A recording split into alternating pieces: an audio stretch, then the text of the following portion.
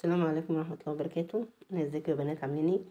ان شاء الله هقص معاكم طقم سرير كبير بكرانيش، وهوريكم اساسيات القص في الطقم الكبير، يعني بحيث تبقى انتي عارفة خلاص الطقم الكبير ده بياخد قد ايه مخدات وخدديات وقد ايه للملاية والكرانيش.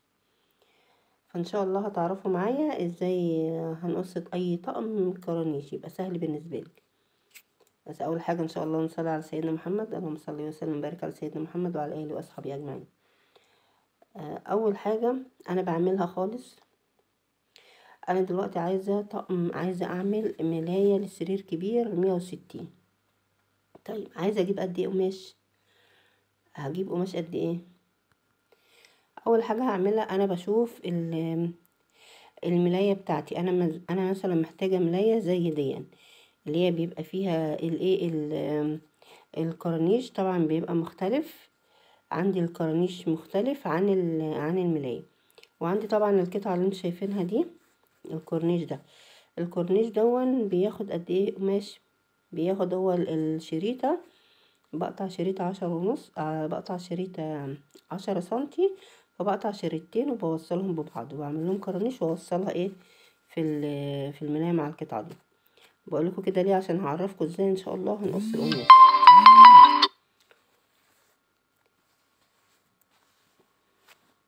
هجيب بقى قد ايه قماش؟ انا هجيب 4 ونص، هجيب 4 ونص من الايه من الابيض الفاتح ده، وهجيب 1.25 متر من ده. 1.25 متر ليه؟ الكورنيش اي كورنيش بياخد متر، بس ليه الربع؟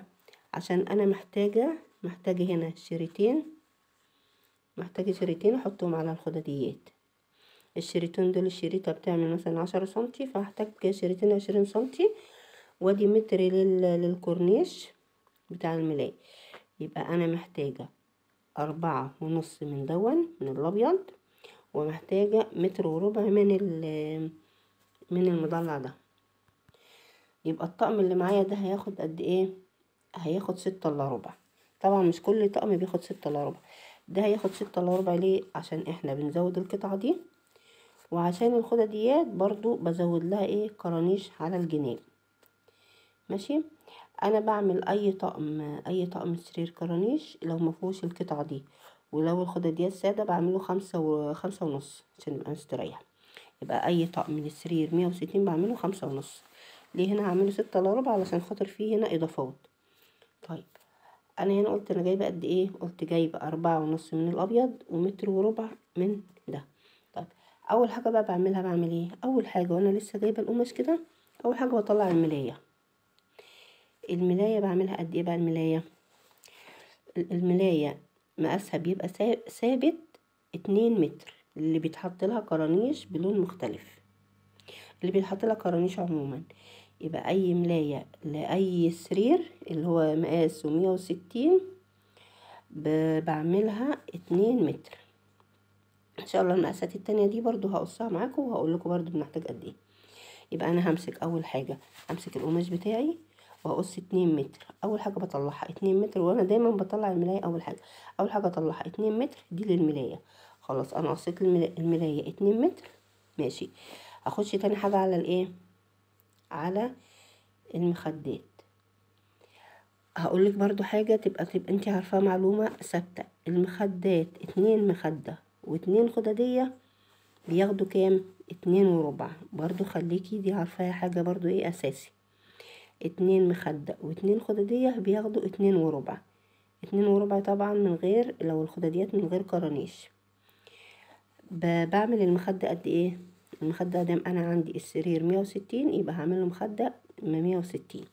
يبقى انا هفتح القماش بتاعي بعد ما قصيت خلاص 2 متر بتوع الملاية. هفتح القماش وهقص قد ايه، وهجيب المزورة اهو. القماش بتاعي بيبقى متني كده، انا بجيبه متني كده اهو، متني على 2 اهو، من عند التاجر بيبقى متني على 2. فانا بقص كل القماش على التانية دي، بمسك المزورة كده. خلاص انا قصيت الملاية 2 متر، انا دلوقتي عايزه اقص مخدتين، طولهم بيبقى كام؟ طولهم 160 مخدتين. يبقى انا هقيس قد ايه؟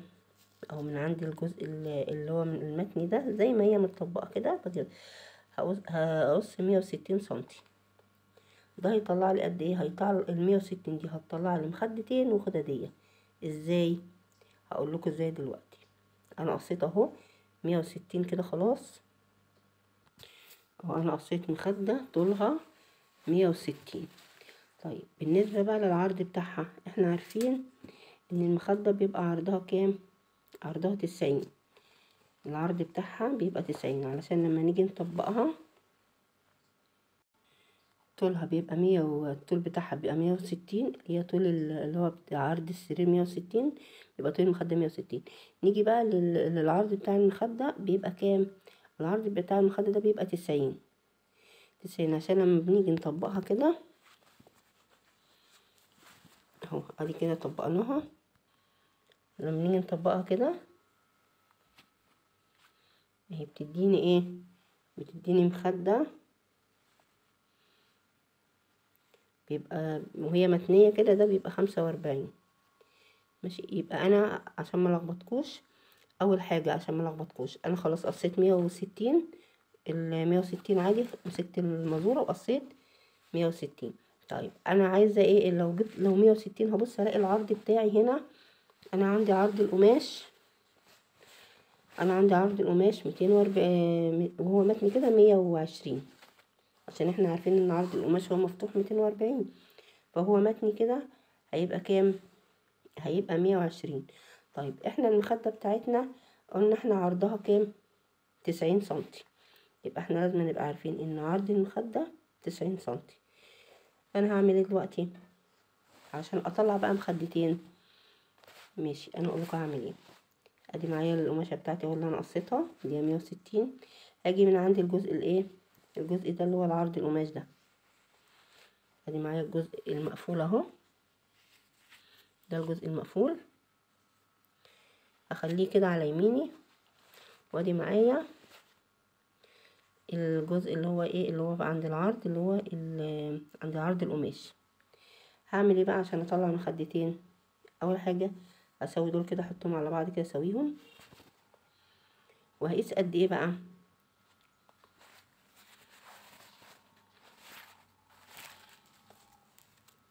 همسك كده من عند الجزء المفتوح ده. احنا عندنا قلنا على يمة اليمين دون الجزء المقفول. هنا عندي اهو الجزء المفتوح اهو، ده الجزء المفتوح بتاعي، وده اهو عرض القماش، ده عرض القماش، وده الجزء المفتوح بتاعي. هاجي بقى بالمزورة من عند الجزء المفتوح ده، خلاص سويت القماش اهو، حطيته على بعضه. اقيس بقى من عند الجزء المفتوح ده، اقيس قد ايه بقى؟ همشي كده 90 سنتي. يبقى انا همشي على الجزء ده 90 سنتي. الجزء اللي هو ايه من عرض القماش ده هياخد 90 سنتي. طبعا الكلام ده للكلام الناس اللي هي المبتدئه اللي لسه عايزه تتعلم بالظبط القص يبقى ازاي. هقيس كده 90 سنتي اهو. حطيت المزوره من عند الجزء المفتوح اهو، حطيت المزوره وقيس قد ايه؟ هقيس 90 سنتي. ادي اقيس معايا 90 سنتي، 90 سنتي اهو. ماشي. طيب انا عندي 90 سنتي اهو، انا قصيت لغايه 90 سنتي.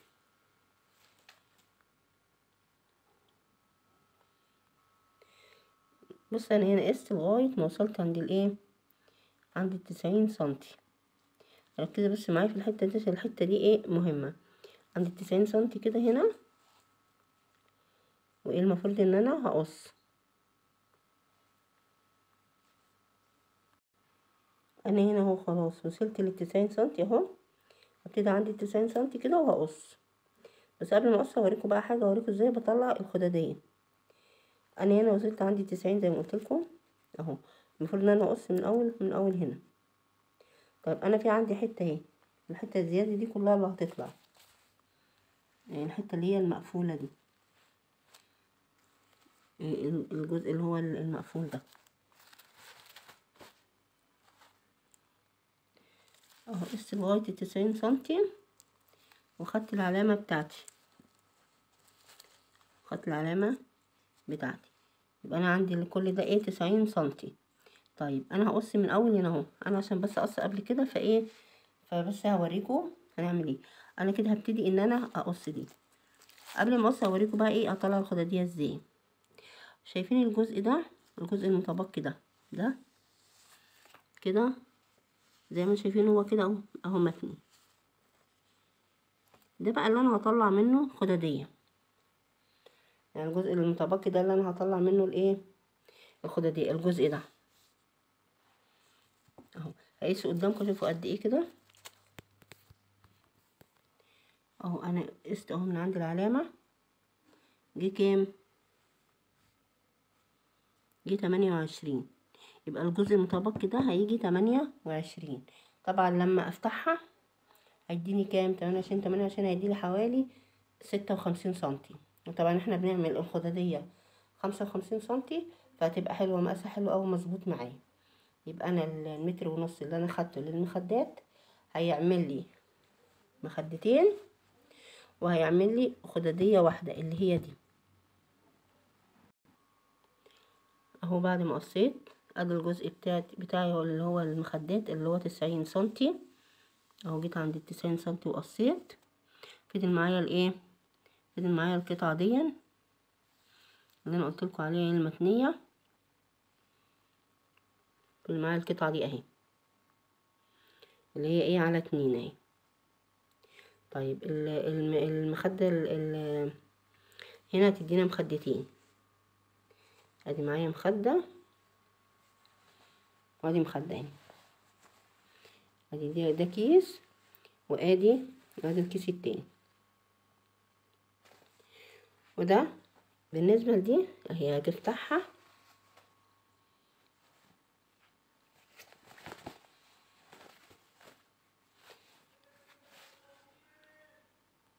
اهو. بعد ما فتحتها ادتني قد ايه؟ ادتني 55 سنتي. ده كده خداديه. الطول بتاعها بقى هيبقى قد ايه؟ طبعا اللي هو بايه، اللي هو بعرض القماش هتبقى معايا طولها هيبقى كبير، هيبقى الطول بتاعها هيبقى كبير، هيبقى طولها القطعه دي هيبقى طولها معلش طولها هيبقى قد ايه بقى؟ دي القطعه دي طولها هيبقى 160، لان انا كده كده كنت واخده المخدات 160، فهي طولها هيبقى 160. طبعا 160 انا محتاجه الطول قد ايه؟ انا محتاجه طول 75 سنتي. محتاجه طول 75 سنتي، فانا هقعد 75 سنتي وهي مفروده، فانا هقيس 75 سنتي واروح تانية. زي ما قلت لكم انا معايا قطعه بتبقى 55 سنتي بعد ما فتحتها، والطول بتاعها بيبقى زي المخده بتبقى طولها 160.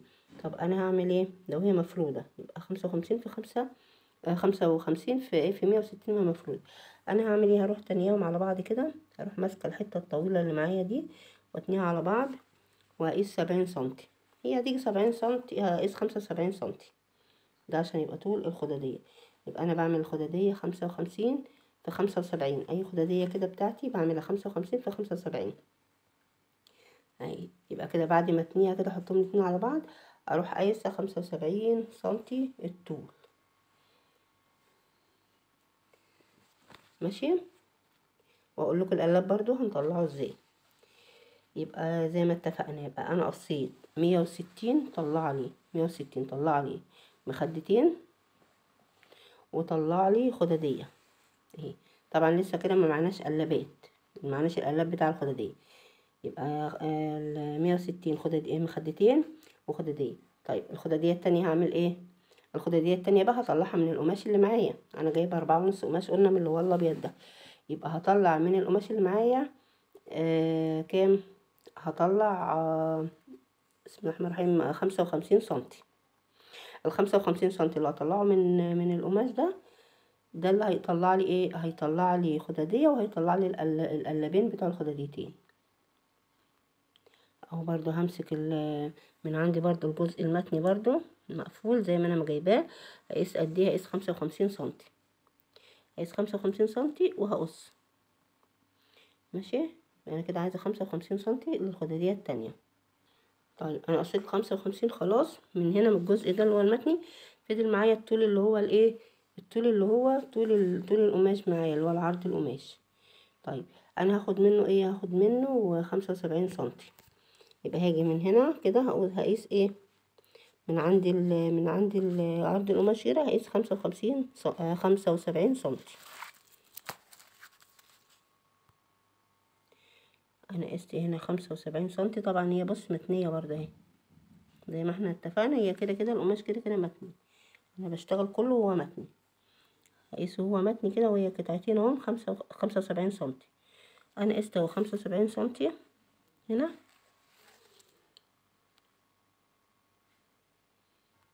انا قست ال75 وعلمت علامه اهون، وابتدي ان انا ايه اقص القماش بتاعي.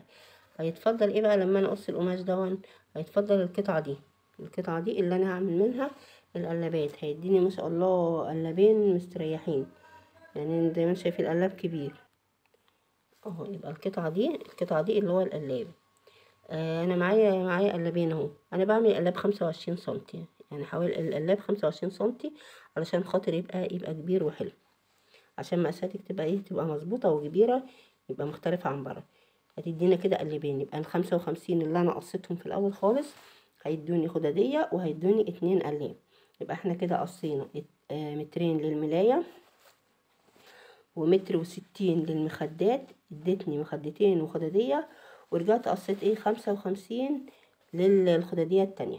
يبقى احنا كده ما ناقص غير ايه، ما ناقص معانا غير القطعه اللي انا وريتها لكم دي، اللي هي دي. ده من القماش الابيض، مفضلش غير كده معانا غير القطعه دي. بيتفضل بقى بعد ما بقص خالص حوالي ايه ربع متر. فانا قصيت ايه ربع متر هم قصيتهم. القطعه دي بتبقى 10 سنتي او 12 سنتي زي ما انت عايزه العرض بتاعها، زي ما انت عايزه العرض بتاع دون. فبقص قطعتين عشان بوصلهم لبعض الاتنين دول وبعمل لهم كرانيش. دي اخر قطعه في الايه، في الجزء الابيض كده. يبقى فاضل لنا بس الكورنيش ده، الكورنيش اللي هو مثبت في الملاية من تحت. والكورنيش ده معايا زي ما انا قلت لكم، انا بجيب له متر.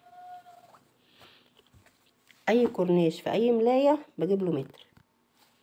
ادي معايا متر اهو.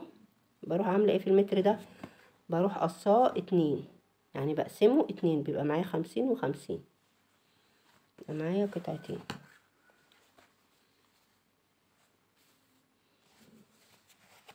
ادي المتر بتاعي اهو قصيته، بقى معايا ايه، ادي قطعه وادي قطعه، كل واحده فيهم نص متر.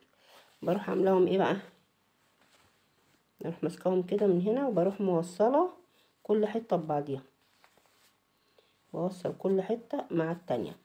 فبيبقى معايا شريط بقى طويل، كل حته مع التانية بيبقى معايا شريط طويل. الشريط ده بيبقى حوالي 5 الا حاجه بسيطه.